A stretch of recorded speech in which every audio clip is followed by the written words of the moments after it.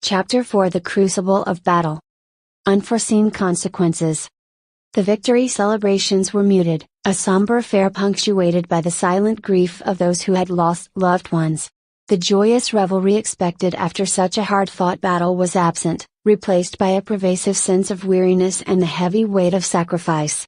While the immediate threat from the invading forces had been neutralized, the consequences of the conflict were far from over.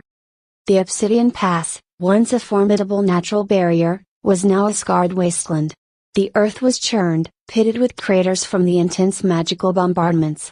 Twisted metal, remnants of siege weaponry and shattered magical constructs, littered the ground, a macabre monument to the brutal battle that had raged there. The air, even weeks later, still carried the acrid tang of burnt magic and the lingering scent of death. The task of rebuilding was immense, a daunting prospect that lay before the exhausted kingdoms. The political ramifications of the war were equally complex. The fragile alliance forged between the Sylvan elves and the humans, though victorious, was strained. The elves, while grateful for the human aid, harbored a quiet resentment over the losses suffered by their people. Their ancient, mystical forests had been ravaged by the conflict, their sacred groves desecrated, leaving deep emotional wounds that threatened to fracture the uneasy peace. Whispers of distrust and suspicion circulated among both factions, threatening to unravel the newly formed unity. The humans, weary from the war and burdened by their own losses, struggled to meet the elves' concerns, often finding themselves at odds over resource allocation and the reconstruction efforts. Gia and Lysander, hailed as heroes, found their roles as leaders unexpectedly challenging. The euphoria of victory had quickly faded, replaced by the harsh realities of governing a fractured kingdom. The logistical nightmares of rebuilding shattered cities, feeding a starving populace, and healing the countless wounded, fell squarely on their shoulders. The weight of these responsibilities pressed down on them, testing their resolve and pushing their relationship to its limits. The simple act of sharing a quiet moment together had become a luxury they could rarely afford. Their shared trauma continued to manifest in unexpected ways.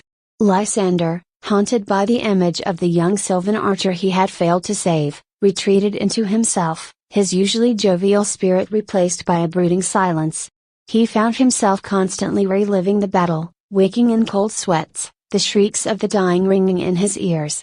He sought solace in Gia's presence but found his touch now met with guardedness, a silent acknowledgement of the deep chasm that had opened between them. Gia, grappling with the immense power she possessed, felt the weight of responsibility for the cost of victory. The sheer scale of destruction and loss left her feeling a deep sense of guilt, a pervasive self-doubt that she could not shake. Her magical abilities, once a source of pride and power, now felt like a burden, a testament to the destruction she was capable of unleashing. The vibrant energy that had once characterized her now felt muted, replaced by a weariness that even rest couldn't fully alleviate. The rebuilding efforts were slow and arduous. The ravaged land struggled to recover, the scars of the conflict visible in every ravaged field and shattered village. The once thriving cities were reduced to rubble, their vibrant marketplaces and bustling streets replaced by scenes of utter devastation. The task of resurrecting them from the ashes seemed almost insurmountable. Unexpected tensions arose between the human and Sylvan populations during the rebuilding process.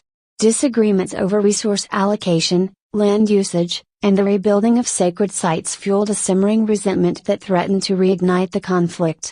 Whispers of sabotage and conspiracy circulated among both sides, further exacerbating the already strained relations. Gia and Lysander found themselves mediating endless disputes, their efforts to reconcile the warring factions constantly hampered by distrust and old grudges. Despite the immense difficulties, Gia and Lysander found strength in their shared commitment to a brighter future. Their love, though tested by the weight of their shared grief and the daunting challenges ahead, remained an unwavering force. In the quiet moments stolen between the endless meetings and the constant demands of their leadership roles, they found solace in each other's embrace. They reaffirmed their commitment to healing not only the physical wounds of their kingdoms but also the deep emotional scars left by the conflict. However, the unforeseen consequences extended beyond the political and social sphere.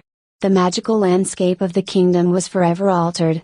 The intensity of the battle had destabilized the magical currents, causing unpredictable surges of magical energy.